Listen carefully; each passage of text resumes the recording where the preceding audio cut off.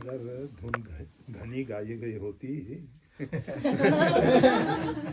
फिर उसको कोई अपेक्षा नहीं रहती, वो आप्त काम हो जाता है, पूर्ण काम हो जाता है। जा ही न चाहिए कभों कछु, उसको जब ही तक इच्छाएं हैं और जब तक इच्छा है जीवन में तभी तक दुख है। अर्जुन से भगवान ने कहा, जही शत्रु महाबाहो काम रूपम दुराशरम। इस कामना रूपी, इस इच्छा रूपी जो महान शत्रु है, इसको जीव, चाहे वो शुभ है चाहे अशुभ है। शुभ इच्छा किसी हद तक, किसी सीमा तक अच्छी है, परंतु एक स्थिति वह भी आती है जब जीव जो है अपने जीवत भाव से ऊपर उठता है। अभी हम जीव इसीलिए हैं, जीव धर्म अहमिति अभिमाना।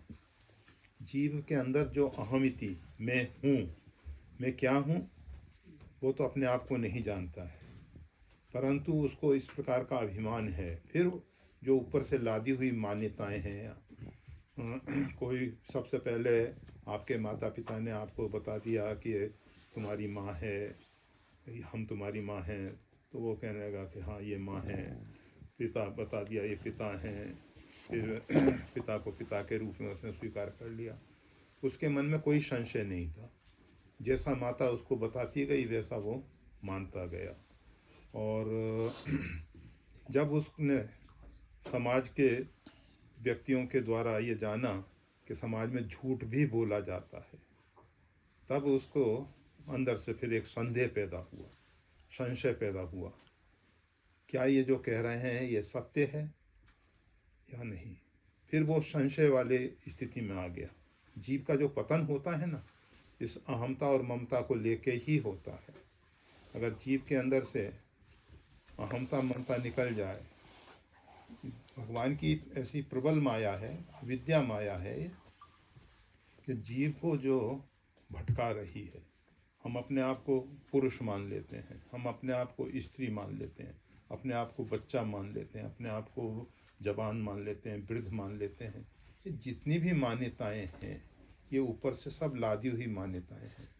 और जब तक ये मान्यताएं रहेंगी तब तक जीव अपने स्वरूप को नहीं पहचान सकता। और जब तक जीव अपने स्वरूप को नहीं पहचानता है तब तक इस भवाटवी में, इस संसार के भव जंजाल में फंसता रहेगा। भव जंजाल बुरा नहीं है, संसार बुरा नहीं है।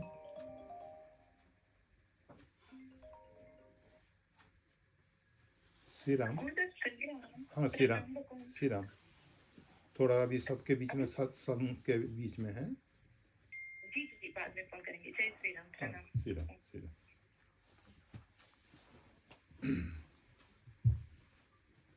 तो ये जीव जो है, भ्रम जो है हमारे जीवन में, मोह जिसको कहते हैं, मोह सकल व्याधिन कर मूला, तिनते पुनि उपजई भोसूला। मोह में फंस गया, ये जो भ्रम भर दिया गया ना। माता तो एक ही है, जगत जननी आदिशक्ति पराम्बा। पिता भगवान श्री राम, परिपूर्णतम ब्रह्म भगवान श्री राम है। उसके अतिरिक्त जितने भी ये माता पिता हैं, निमित्त मात्र हैं। जैसे सूर्य है, सूर्य का प्रकाश इस खिड़की से आ रहा है, विंडो से आ रहा है, तो खिड़की जो है जन्मदात्री नहीं है, प्रकाश को जन्म देने वाली नहीं है, प्रकाश आया है। इसी प्रकार से ये जीवात्मा माता पिता को निमित्त बना के उनके गर्भ से बाहर आया है। वो जननी कहने के लिए भले ही कहला रही है कि मैं जननी हूँ, परंतु जन्म नहीं दिया। जीव का अस्तित्व पहले था। जिस माता को उसने आज माता के रूप में स्वीकार किया है, उससे पहले भी उसका स्वरूप था। ऐसा नहीं है कि वो जीवात्मा पहली बार, वो तो परमात्मा का शुद्ध बुद्ध अंश है। ममे वांशो जीवलोके जीव भूता सनातन, ये परमात्मा का ही अंश है और ये सनातन है। ये आज से नहीं है, जब से परमात्मा है। और परमात्मा कब से हैं? परमात्मा का आदि अंत को जास न पावा। ना तो किसी ने आदि पाया है, ना उसका अंत पाया है। वो अविनाशी है, ना वो जन्मने वाला है, ना मरने वाला है। इसी प्रकार से ये जीव भी ना तो जन्म लेता है, ना मृत्यु को प्राप्त होता है। ये केवल शरीर का रूपांतरण होता है। पंच महाभूत का आज इस प्रकार का शरीर बना हुआ है। आज से कुछ वर्षों पहले जिन लोगों ने देखा होगा यहाँ जो भी हैं बैठे हुए हैं, उनमें किसी ने हो सकता है 50 साल पहले भी देखा हो, कोई होगा 50 साल के ऊपर। और उस समय कैसा स्वरूप था, बारडोली हमको आते हुए लगभग 50 से अधिक साल हो चुके हैं। तो उस समय का एक स्वरूप था। उस समय जो इस प्रकार से अभी वार्ता हो रही है, उस समय दूसरे प्रकार से वार्ता होती थी। उसमें हर एक शब्दों के साथ श्री राम जय राम का संपुट जुड़ा रहता था। रिकॉर्ड होंगी वो वाणियाँ सब, ऐसा नहीं है कि नहीं होंगी, परंतु वो सब रूपांतरण हो रहा है। और एक दिन बड़ा रूपांतरण होता है कि पंच महाभूत पृथ्वी जल वायु अग्नि आकाश में सब में मिल जाता है। आज ये पंच तत्व का इस प्रकार से चलता फिरता एक पुतला दिखाई दे रहा है। तो सृष्टि में ना तो कुछ जन्म लेता है, ना किसी की मृत्यु होती है। जीवात्मा हमेशा से है, रहेगा। अर्जुन से भगवान ने यही कहा कि तेरे और मेरे बहुत जन्म हो चुके हैं, तू नहीं जानता है। बस जीव जो है अज्ञानवश मोह के कारण, भ्रांत धारणाओं के कारण अपने आप को नहीं जानता है कि मैं कौन हूँ। लोग इसको सिखा देते हैं कि तुम सो अहम रटो, और वो कहने लगता है अहम ब्रह्मास्मि, मैं ब्रह्म हूँ। परंतु उसके अंदर वो शैतान भाव जागृत हो जाता है। शैतान अर्थात राक्षस। ईश्वरों हम, अहम बलवान, अहम सुखी, ये जो भाव हैं कि मैं ईश्वर हूँ, मैं बलवान हूँ, मैं सुखी हूँ, ये सुख और दुख दोनों मन की कल्पनाएं हैं। आप देखते हैं मन की इच्छा पूरी होती है, कुछ क्षणों के लिए बहुत आनंद होता है, बहुत अच्छा लगता है। उसके बाद 10 नवीन इच्छाएं पैदा हो जाती हैं, हम उनकी पूर्ति में लग जाते हैं। और उनकी पूर्ति अगर हो गई तो अच्छा है, अहंकार फिर बढ़ता जाता है और इच्छाएं भी बढ़ती जाती हैं उत्तरोत्तर। इच्छा की पूर्ति नहीं होती है तो हमको क्रोध आता है कि वो इस व्यक्ति ने हमारी इच्छा को पूरा नहीं होने दिया। हम उसके प्रति द्वेष भाव से घिर जाते हैं, उसके प्रति फिर छिद्रान्वेषण करते हैं, उसमें हम कमियां देखा करते हैं, कहाँ इसकी कमी पकड़ें और कहाँ उसको पटक दें। तो इस प्रकार से ये जीव जो है इस मोह के कारण, भ्रांत धारणाओं के कारण इतना परेशान हो रहा है। जब तक ये भ्रांत धारणाएं इसके अंदर बनी रहेंगी, समाज को चलाने के लिए एक व्यवस्थाएं दे दी गई हैं और उन व्यवस्थाओं के अंतर्गत ये सब मान्यताएं, धारणाएं इतनी मतलब गहराई से उसके दिल दिमाग में भर दी जाती हैं, उसको कोई हटाना चाहे तो वो हटता नहीं है। जो वास्तविकता है उससे उसका परिचय नहीं हो पाता है और उसकी इच्छा भी नहीं है वास्तविकता को जानने की। कभी प्रश्न उठा भी, को अहम, मैं कौन हूँ, तो फिर कुछ ही समय के बाद जो भ्रांत धारणाएं कहीं कहीं से आ गई हैं कि नहीं मैं तो आत्मा हूँ, मैं तो अविनाशी हूँ, जो अभी हमने जैसे बोला वही सब बातें आप भी दोहराने लग जाते हो। उस तोते की तरह कि जो राम राम कहो कहना सीख तो जाता है, सबसे भी बोला करता है राम राम कहो, राम राम कहो, परंतु जब बिल्ली आके गर्दन दबाती है तो टें करके मर जाता है, उस समय वो राम नाम नहीं बोल पाता है। इसी प्रकार से ये जीवात्मा जो है बहुत कुछ सुन के, इसीलिए कबीर साहब कहते हैं पढ़ पढ़ पत्थर हो गए, सुन हो गए ईंट, कहे कबीर सुनो भय साधो, लगी न ज्ञान की छींट। बहुत पढ़ने से पत्थर के जैसा जड़ हो जाता है, जड़त्व हमारे अंदर पैदा हो जाता है। बहुत सुनने से ईंट की तरह, ईंट पत्थर से थोड़ी कोमल है तो वो भी जड़ ही है। जड़ता तो सब में आ रही है, सुन के अभिमान आ जाता है कि हमने इतने महापुरुषों को सुना है।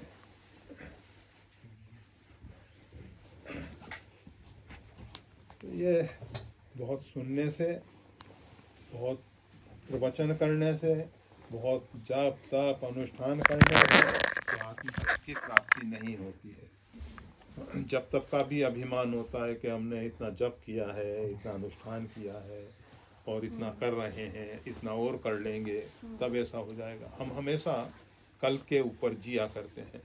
एक आज तो हम सुखी नहीं हो पाए, परंतु कल मतलब भविष्य में ऐसा हो जाएगा तब हम सुखी हो जाएंगे, परंतु वो कल कभी आता नहीं है।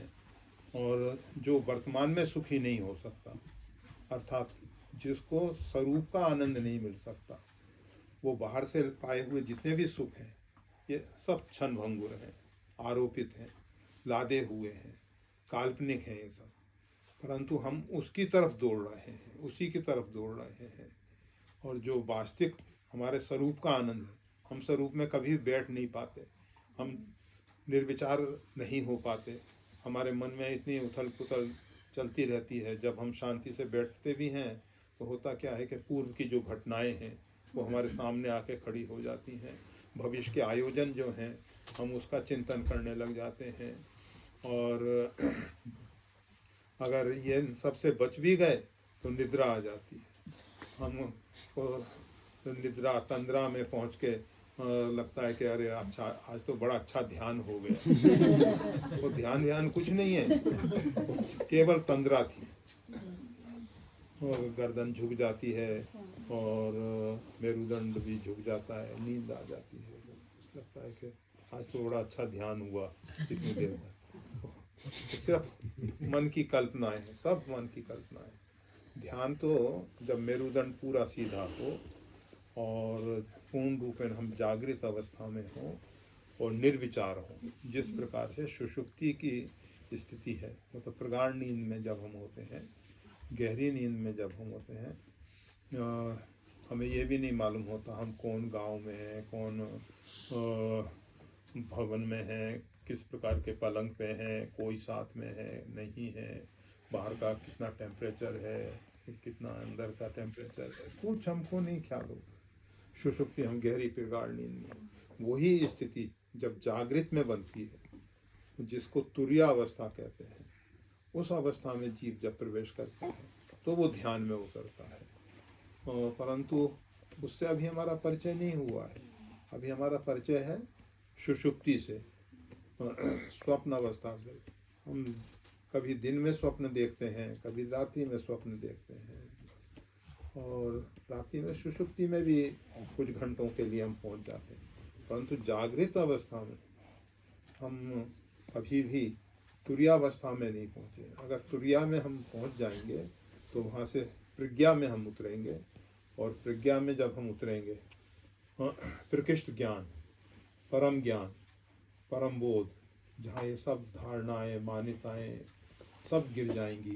केवल एकमात्र सच्चिदानंद घन परमात्मा ही परमात्मा होगा। पूर्णमदः पूर्णमिदं पूर्णात् पूर्णमुदच्यते, बस उसके अतिरिक्त दूसरी सत्ता नहीं। परंतु उस तक पहुँचने के लिए अभ्यासेन कुतोऽन्ते वैराग्येन च गृह्यते, वैराग्य पूर्वक अभ्यास किया जाए। केवल अभ्यास से भी नहीं होगा और केवल वैराग्य से भी नहीं होगा। दोनों चीज़ें एक साथ जुड़ें, वैराग्य भी हो अंदर, मतलब संसार के प्रति राग मोह आसक्ति न हो, परंतु हम अपने राग को मिटने नहीं देना चाहते। बच्चों के प्रति हमारा बहुत राग है, माता पिता के प्रति राग है, दूसरे संबंधियों मित्रों के प्रति बहुत राग है। और अगर उनमें से कोई भी हमसे बिछुड़ता है तो हमको बहुत तकलीफ होती है। हम परमात्मा को कहते हैं कि परमात्मा ऐसा किसी के साथ नहीं करना जैसा हमारे साथ कर दिया। मतलब किसी के जवान बच्चा मर जाए, किसी के मित्र की ऐसे दुर्घटना हो जाए तो जीव मतलब राग को भी छोड़ना नहीं चाहता है, ये कहीं ना कहीं बंधे रहना चाहता है। तो इसकी ही जो धारणाएं हैं, मान्यताएं हैं, इन सब ने इस जीव को परेशान किया है, कर रहा है, और ये होता रहेगा जब तक परमात्मा के साथ सुदृढ़ मजबूत संबंध नहीं जोड़ लेता है। इसका परमात्मा के साथ संबंध परमात्मा का ही है ये, ये किसी दूसरे का है ही नहीं, परंतु परमात्मा को भूलकर संसार में ये मोह आसक्ति में फंस के नाना प्रकार के दुख और क्लेश उठा रहा है। एक ही उपाय है, सर्वधर्मान परित्यज्य मामेकम शरणं व्रज। तो सब धर्मों को छोड़ दे, मामेकम शरणं व्रज। गीता में अंतिम में अर्जुन को भगवान ने यही कहा कि तू सोचता है कि धर्म तेरा उद्धार कर देगा, कर्म कांड उद्धार कर देगा, अमुक महात्मा तेरा उद्धार कर देंगे। कोई किसी का उद्धार नहीं कर सकता, केवल एकमात्र परमात्मा की शरणागति ही उपाय है। और वो परमात्मा कौन, कहाँ है? ईश्वर सर्वभूतानां हृदय देशे तिष्ठति। वो जो परमात्मा है सबके हृदय देश में बैठा हुआ है। भ्रामे सर्वभूतानि यंत्रूरानि माया। तो सब जीवों को यंत्र के द्वारा संचालित करता है। वही उसकी आदि शक्ति भगवती जगदम्बा है, जिससे ये सारी सृष्टि संचालित हो रही है। और तमेव शरणम गच्छ सर्वभावेन भारत। उस परमात्मा की शरणागति। कौन सा परमात्मा? जो सबके हृदय में बैठा हुआ है। हम जाते हैं मंदिर मठ अमुक स्थानों पे, अमुक स्थान पे के वहाँ केदारनाथ जाएंगे, बद्रीनाथ जाएंगे, जगन्नाथपुरी जाएंगे, द्वारकाधीश जाएंगे, अमुक स्थानों पे जाएंगे। वो कबीर साहब ने कहा, मोको कहाँ ढूंढे रे बंदे, मैं तो तेरे पास नहीं। मेरे को तू कहाँ खोज रहा है? मैं तो तेरे अंदर हूँ। उस परमात्मा की शरणागति स्वीकार करें। केवल हमारे अंदर नहीं बैठा है, सबके अंदर बैठा है। जब सब में हमको परमात्मा दिखाई देने लग जाए, हमको ये ना दिखाई दे कि ये व्यक्ति है, उसका आचरण अच्छा है बुरा है, उससे हमको कुछ लेना देना नहीं है। जैसा वो कर रहा है, चोरी कर रहा है, अपराध के रूप में पकड़ा जाएगा, दंडित होगा, स्वयं परेशान होगा, परंतु उससे हमको कुछ नहीं। परमात्मा ने उसको वैसा अभिनय सौंप दिया है, वैसा अभिनय कर रहा है। वो हमको ऐसा अभिनय सौंप दिया है कि आज साधु रूप में दिखाई दे रहे हैं। और इसी प्रकार से भिन्न भिन्न संसार के सभी लोगों को जैसा जैसा अभिनय सौंप दिया है वैसा कर रहे हैं। हमें केवल सब में उस परमात्मा को देखना है। वो जो परमात्मा है वही भी नाना रूप में, इन रूपों में दिखाई दे रहा है और उसका ही खेल चल रहा है। केवल जब हम उस परमात्मा की शरणागति स्वीकार करते हैं, उसका आश्रय लेते हैं। रामायण में जो गोस्वामी तुलसीदास जी ने रामराज का वर्णन किया है ना, सब नर करहीं परस्पर प्रीति। सब लोग एक दूसरे से प्रेम करते हैं। प्रेम सजातीय होता है, विजातीय नहीं होता। जब सब में हमको परमात्मा दिखेगा, सारी सृष्टि में हमको परमात्मा दिखेगा, हम परमात्मा से प्रेम करेंगे और वो स्थिति में सारा समाज होगा। सब एक दूसरे के अभ्युदय के लिए सोचेंगे। अभी हम व्यक्तिगत अभ्युदय की बात सोचते हैं कि हम कैसे आगे बढ़ जाएं। हमसे कोई दूसरा आगे बढ़ने लगता है तो हमको ईर्ष्या होने लगती है कि ये हमसे आगे क्यों निकल रहा है, हमसे अच्छे गाड़ी बंगले इसने क्यों रख रखे हैं, इसके पास इतने साधन क्यों हैं, नहीं हमारे पास भी होने चाहिए। हम उस दौड़ में दौड़ जाते हैं। और इन सब दौड़ों से बच के जीव अगर अपने स्वरूप की तरफ दौड़ जाता, परमात्मा की शरणागति स्वीकार कर लेता। और कौन से परमात्मा की? जो परमात्मा सबके हृदय में, केवल मेरे हृदय में नहीं, सबके हृदय में है, तो उसको तत्प्रसाद परम सुख परम शांति मिलता। तो उससे जीव को परम सुख और परम शांति की प्राप्ति हो सकती थी। परंतु ये जीव परमात्मा की शरणागति ना स्वीकार करके ये यत्र तत्र भटक रहा है। व्यक्तियों के हम मोर दास कहाई, कहलाता तो भगवान का दास है, हम तो भगवान का दासत्व स्वीकार कर लिया, हमने तो भगवान की शरणागति स्वीकार की। परंतु लोगों से अपेक्षा कर रहा है कि अमुक व्यक्ति हमारे लिए ऐसा कर देगा, अमुक व्यक्ति ऐसा कर देगा, अमुक व्यक्ति ऐसा। बस इसके कारण वो दुखी हो रहा है। अगर आशा एक राम जी से, दूसरी आशा छोड़ो, एकमात्र परमात्मा के साथ संबंध जोड़ लो। वो परमात्मा सबके हृदय में दिखाई दे और उसी से अपेक्षा हो, उसी का आश्रय हो, परमात्मा का आश्रय, व्यक्तियों का नहीं कि अमुक व्यक्ति के द्वारा हमारा कार्य सिद्ध होने वाला है, अमुक व्यक्ति हमारा भला करेगा। कोई किसी का नहीं, कोई सुख दुख कर रहा था, निज के कर्म भोग सुन रहा था। हम अपने कर्म का फल भोग रहे हैं। कर्मानुसार हमको जो कुछ संयोग मिल जाते हैं, कोई व्यक्ति आ जाता है, हम सोचते हैं कि अमुक व्यक्ति हमको दुखी कर रहा है। कोई व्यक्ति किसी को दुखी नहीं करता। माता कैकेयी ने भगवान श्री राम को वन में भेजने के लिए वरदान भले ही मांगे, परंतु लक्ष्मण जी ने स्पष्ट निषाद राजगु से कहा। निषाद राजगु ने कहा, देखो आज माता कैकेयी के वरदान के कारण भगवान श्री राम को पर्णशैया पे वृक्ष के नीचे ऐसे ऐसे सोना पड़ रहा है।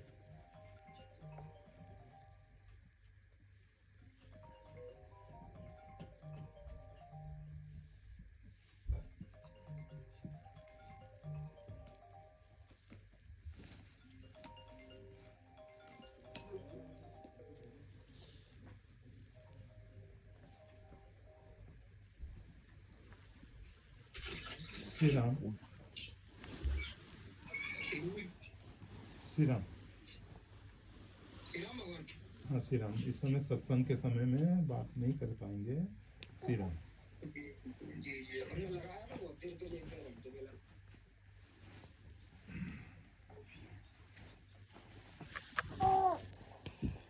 ठीक है, बस महात्मा की शरणागति स्वीकार करके कहूँ राम को नाम जप, तुलसी तज कुसमाज का हम त्याग कर दें, और जो भी भगवान से हमको अलग करने वाले लोग हैं उनका हम त्याग कर दें, और बस नाम जप करें, भगवान का नाम सिमरन करें, अपने स्वरूप को पहचानें, हम कौन हैं, तो क्यों यहाँ भेजा गया है, किस लिए हम यहाँ आए हैं। अगर बिना कुछ उस स्थिति तक पहुँचे शरीर का प्रारब्ध पूरा हो जाए तो फिर वही जन्म लेंगे, फिर पता नहीं कौन से परिवार में जन्म मिलेगा, कौन सी योनियों में जन्म मिल जाएगा, कहाँ हमको फिर भटकना पड़ेगा। कोई ज़रूरी नहीं है जड़ भरत मतलब राज वैभव ऐश्वर्य का त्याग करके सन्यासी साधु बन गए, तपस्वी बन गए। फिर अचानक एक बार घटना घटी, जलाशय में जल से तर्पण कर रहे थे, देवताओं के लिए तर्पण कर रहे थे। उसी समय एक मृग और मृगी दौड़ते हुए आ रहे थे। उनके पीछे एक शेर बाघ पीछा कर रहा था। उस मृगी ने अपने प्राण बचाने के लिए एक नदी पे, जलाशय पे छलांग लगाई। वो गर्भवती थी, उसके गर्भ से उसका शावक, उसका बच्चा जल में गिरा, और वो जल में बहते बहते जड़ भरत के हाथ में आ गया। उन्होंने सोचा कि ये तो भगवान ने मेरे को दिया है, उसका पालन किया, उसको अब बड़ा हो गया, उसको छोड़ा नहीं, उसके प्रति आसक्ति, उनकी बहुत मोह आसक्ति हो गई। राज वैभव सब छोड़ के आए थे, घर का त्याग किया था, परिवार वालों का त्याग किया था, सबका त्याग कर दिया था, परंतु फिर मोह आसक्ति कहाँ हो गई, मृग में हो गई। और एक दिन में वो मृग खेलते कूदते दूर निकल गया। ये चिंतन करते रहे कि कहाँ गया होगा, क्या कोई किसी हिंसक प्राणी ने उसको घेर तो नहीं लिया, उसको मार तो नहीं दिया। और तब तक इनके शरीर का प्रारब्ध पूरा हो गया, मृग योनि में जाना पड़ा। तो हम ये बता रहे हैं कि अंतिम समय का कुछ भरोसा नहीं है कि कहाँ जाके फिर उनको शरीर लेना पड़ेगा। कोई ज़रूरी नहीं है कि आज हम अच्छे कर्म कर रहे हैं तो मानव ही बन जाएंगे, पता नहीं, मतलब अच्छे कर्म करने के बाद भी भरोसा नहीं है कि मानव ही बनेगा। फिर भटकते रहते हैं। वो तो अच्छा रहा कि पूर्वजन्म की तपस्या, साधना, भगवान की कृपा करना, जिसके कारण वो उस स्थिति से थोड़ा उबर सके, आगे आ सके। अभ्यास कैसे हो गुरुदेव, ये सब का अभ्यास से होगा? शरणागति का अभ्यास करना है? नहीं, अभ्यास केवल नाम जप, केवल नाम जप करें, उसके पीछे कोई अपेक्षा नहीं करें। भगवान स्वयं उसको बुद्धि योग प्रदान करते, भगवान अंदर से ज्ञान देते हैं। बाहर का लादा हुआ ज्ञान ज्ञान नहीं है। आप को कहा ना पढ़ पढ़ पत्थर हो गए, सुन सुन हो गई। बहुत पढ़ने से नहीं होने वाला है। व्यास भगवान वेद व्यास जी, सुखदेव जी कौन स्कूल कॉलेज में पढ़े थे? अंदर से बोध हुआ ना, अंदर से ज्ञान अंदर से होता है। ऊपर से लादा हुआ ज्ञान ज्ञान नहीं है, वो तो एक बोझ है। जैसे गधे के ऊपर हीरे मोती का बोझ लाद दिया, उसको वो नहीं मालूम है कि हीरे मोती कीमती रत्न हैं, स्वर्ण चांदी है, कुछ नहीं, उसको तो बोझ लगता है, चाहे मिट्टी पत्थर ढो रहा है। ऐसे ही ज्ञान का बोझ ढो रहा है। गुरु जी आप कुछ कह रहे थे फोन से पहले कि वो निषाद राज, लक्ष्मण जी ने निषाद राज को बोला कि वो कैकेयी ने वरदान दिए, तो फिर आगे क्या था वो रामायण में? हाँ, फिर उसमें यही है, लक्ष्मण जी ने कहा कि देखो नहीं कोई सुख दुख कर दाता, निज कृत कर्म भोग संभ्राता है जीव। निषाद राज, तुम जो हमारी माता कैकेयी को दोष दे रहे हो वो वास्तविकता सही नहीं है। कोई किसी को सुखी दुखी नहीं करता है। तो निषाद राज ने कहा कि तो फिर भगवान श्री राम कष्ट भोग रहे हैं, इन्होंने ऐसा कौन सा कर्म किया था जिसके कारण ऐसा हुआ? लक्ष्मण जी ने कहा देखो ये तो मस्ती में सो रहे हैं। इनको कोई दुख कष्ट नहीं है। कष्ट हम सबको हो रहा है। हम परेशान हो रहे हैं कि भगवान ऐसे सो रहे हैं, इसलिए हम दुखी हो रहे हैं।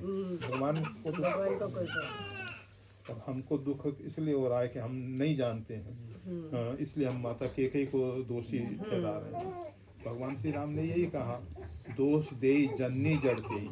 वो जड़ जीव जो है मेरी माता को दोष देगा कि माता कैकेयी ने वन में भेजा।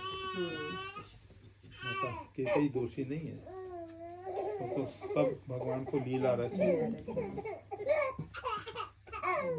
ठीक है, श्री राम करो आप। हाँ? सतगुरुदेव भगवान की जय।